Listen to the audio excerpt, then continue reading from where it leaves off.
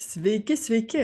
Šiandien mes pasižiūrėsime, kaip mes galime štai šitaip ir visaip kitaip keisti tekstą su nemokama Canva. Ir žinoma, ir su mokama Canva.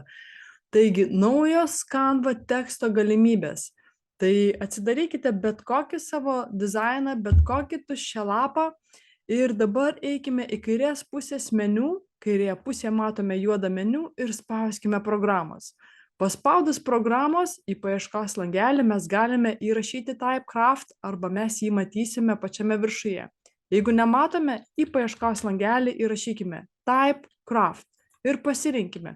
Štai šis appsas, ši programėlė, spauskime ant jos ir į vietą, kurioje parašyta tekstas, įrašykime savo tekstą. Pavyzdžiui, aš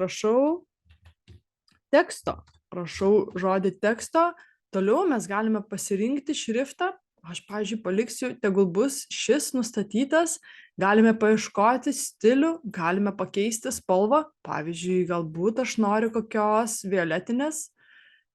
Taip, gal šiek tiek tamsesnės, susirandame savo spalvą. Ir toliau mes matome štai tokią lentelę.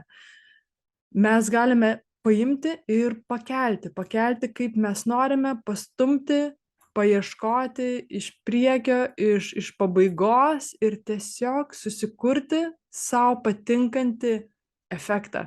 Kai jau viskas mums patinka, spauskime Add Element to Design. Ir mūsų tekstas atsirado dizaine. Tai štai koks puikus efektas, puikios naujos Canva galimybės.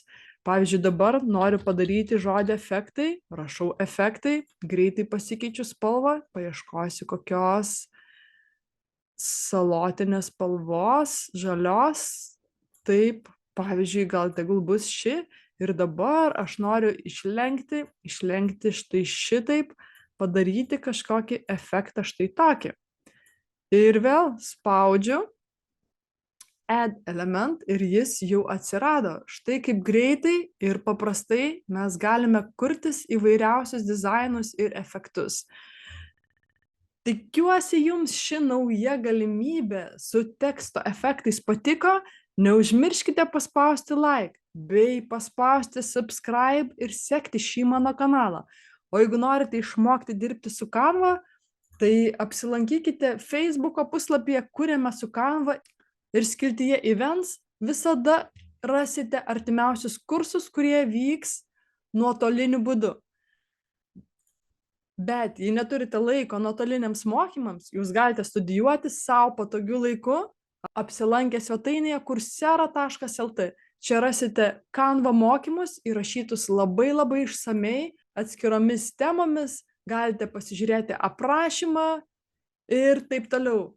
Taigi, smagaus jums kūrimo su Canva ir pasidalinkite komentaruose, ar jums pavyko ir patiko ši nauja Canva galimybė. Tiek šiam kartui ir sakau jums iki.